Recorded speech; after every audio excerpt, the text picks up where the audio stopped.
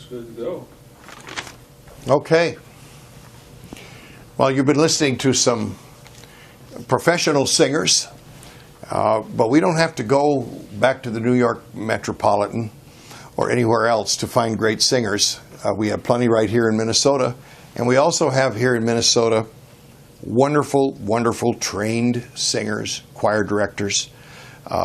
Minnesota's known for that. I sang in a choir with a student of Emilius Chris Jensen from our beloved St. Olaf, which has a nationally known Christmas program and so on and so forth. I mean, this is a real center of music and singing, particularly Minnesota. And we have one of Minnesota's own legendary vocal teachers, vocal coach, you name it, but a real teacher of voice. Jane Jensen, sitting here right now, right in front of us. And we're going to talk with Jane about the voice and teaching the voice and understanding the voice, and just share some of her experiences over the years of working with singers. And I must warn you, this will be quite a ride, because as we have spoken before about this, but Jane Jensen has trained some magnificent singers and worked with them over the years, and you'll get to know them in this conversation. As a former Miss America in the mix, a leading opera singer, now I think based in Italy, but who has CDs and DVDs out, and who a teaching program in Europe. The list goes on and on and on. But I think at the heart of it is the story of Jane Jensen. So here's Jane. Hi, Jane. Hello. Good to see you. Well, let's start at the beginning. That moment, I'm interested to hear for your story. Let's just start in the beginning. At that moment, you began to sing. When were you aware that singing was something that you could do? Well, my mother sort of told me that I was a singer because she belonged to the church's, Sunday programs. And so she took me to church when I was 3 years old, and I had to sing a solo because I was always singing around the house. Whether they were good or not, I didn't know. But it went on a little bit longer than that, quite a long time. And the more I sang, the more I loved to do it. And so it didn't faze me at all. I never really felt nervous when I was performing. And that makes a difference in a singer. Because if you are frightened or shivering all over, you cannot sing your best. But you feel like you are doing something that someone else will enjoy. Yeah. Is that a good beginning? Nice. Singing around the house, naturally. It's very, very common Midwestern story. And you want, of course, church. Mm-hmm. And church, nice thing about churches is people aren't standing around judging your sound or critiquing you in any way. The idea of church is to celebrate the great stories of our faiths, and so we do that all together. And then we, of course, the choirs. Now, I have a hunch you probably got into a pretty good choir at church at a young age. We did have. It was a Presbyterian church on 3rd Street in Hudson, Wisconsin. There we go. And it was, by that time, they knew I was a singer because I had been singing all over town. On programs. Yeah. The women's club, would always have a nice afternoon program. And that's when I first started singing. But from then on, I don't know where to start. Yeah. Oh, I know. It's tough. Well, with that beginning, it's great. And I know a thing that I noticed in my own upbringing was you go to church and pretty soon you're in the choir. The next thing you know, you're standing in a community church sing of something like Handel's Messiah. And you've got to read the parts. And I remember, it depended whether we had enough altos or we were a little short on tenors. But some years I would sing the baritone parts on some things and the alto parts on others. But you realize that before you're 15, you could sight read an entire classical thing. I could still remember many of the parts from the Handel's Messiah and sing them from memory. And you know that's many, many, many years ago.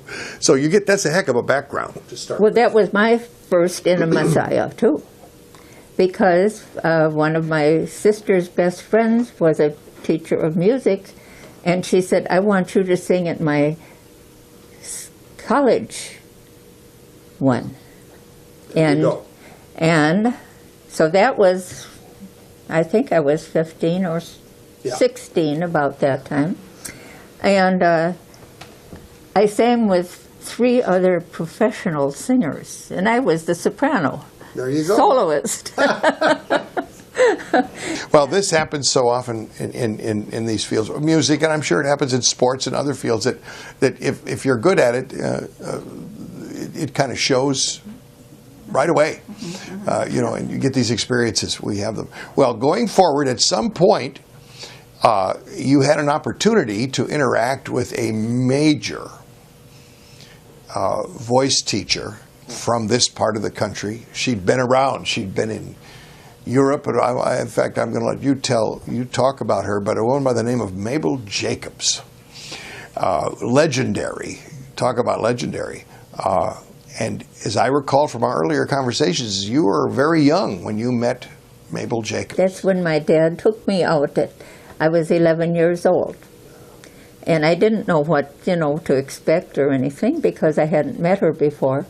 And this lady was over 6 feet tall and very, very direct in everything she did. Yeah, we're going to look at a picture of her right now as you talk for a moment, and we'll flash that up here. You can see she looks like she meant business. Yes. But, I got to love her, and she got to love me so much that she spent many, many hours teaching me her technique of voice. And that's when I first began to sing exceptionally well, if you want to call it that. So you notice the difference there. This is always, to me, the interesting place, because we know as professionals that though many young people sing well, have lovely voices and so forth, there's quite a bit to singing, particularly when you get to repertoire and some of the demanding phrases and turns of phrase and range that some of the music that you run into, whether it's classical or sacred music or opera music, and some professional training, particularly in knowing how your body works and how to get the breath going and to where you can, reach those next levels. The impact of some kind of training is pretty crucial. What did you notice the most? You just said it very well, that you really began to feel like you were a singer. What can you think back with Mabel Jacobs and her technique? Can you think of what she did for you as a teacher that was different, that kind of made you grow in new ways? Mm-hmm. Well, I think it happened when I was doing classical music, because I'd started doing it right away, because you have to learn to sing classical music. All right, so she didn't actually say, your ribs are doing it, your stomach isn't doing it, you aren't doing it that way, but if you do a phrase, just like I'm showing you in a part of what she was trying to show me. She had this great big voice. It was the hugest voice that I'd heard in a long time. But anyway, when I heard that sound, and I thought, oh, maybe I'm going to sound like that someday too. And it's one thing that you hear that I just took on. Something happened here, because I couldn't make it this way. Right. But I've always sung easily. It was not hard to sing. Right. So I had it on top of that, but I had to put the bottom on. Yeah. And so that's when I developed a very big rib cage. Yeah. Yeah. Right out here. We become more aware, probably that's the place where, say, a young person singing meets a demanding classical piece, like we're going to hear you sing I know that my Redeemer liveth. We are. Yeah, we are. We've got it all taped up here. We'll be popping that on as we go forward, because one I thing. didn't think I was going to do it live. Oh no, we're not going to make you do it live. We've got a recording of you doing it on the radio, Yes, and I it was, know. you know, as you know, we do.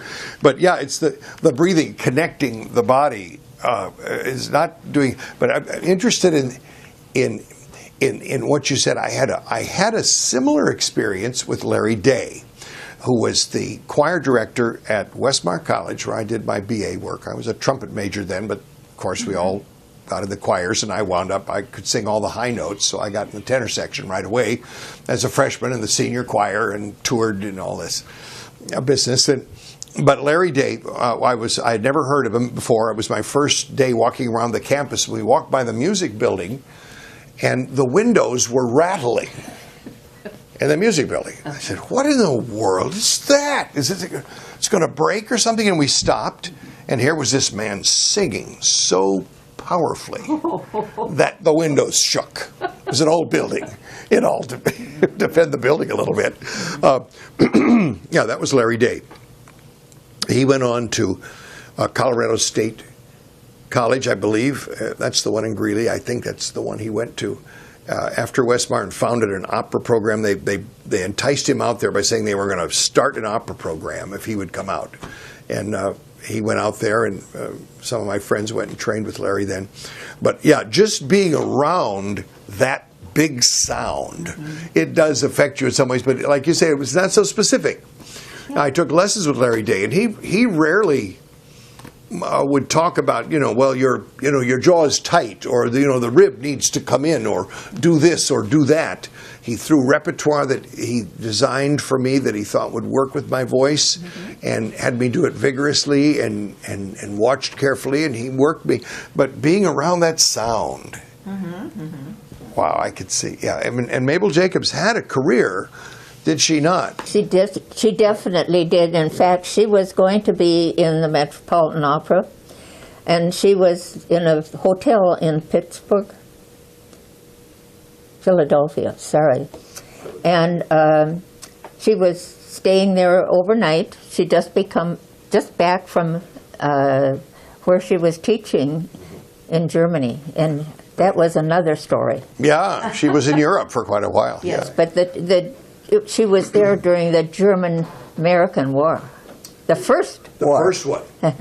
Oh, the Great War, Yes. the big World War I. Oh, but anyway, in the hotel, she woke up in the morning, and she was just going to start to get ready to go to the opera. What they called then was their prelude to singing.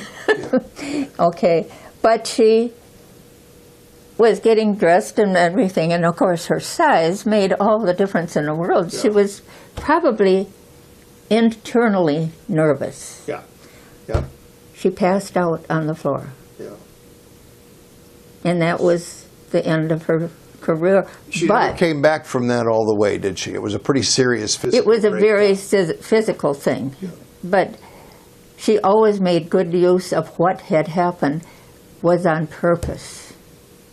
Well, I guess she probably felt, and I read an article, an interview with her in the newspapers from back in 1986, and she talked about that, and she said, well, she thought, well, for sure, she knew she could teach. Mm-hmm. She could share her knowledge and understanding of the voice. Apparently, she never got back the full sound she had. If the sound you heard was powerful, it's because I can't imagine what she sounded like on those stages in World War I in Germany. We can only just imagine what that was like. Well, all right, we're gonna go on from there. We're gonna take a short break now, okay. And resume our conversation in just a moment. Okay. Would you like some water?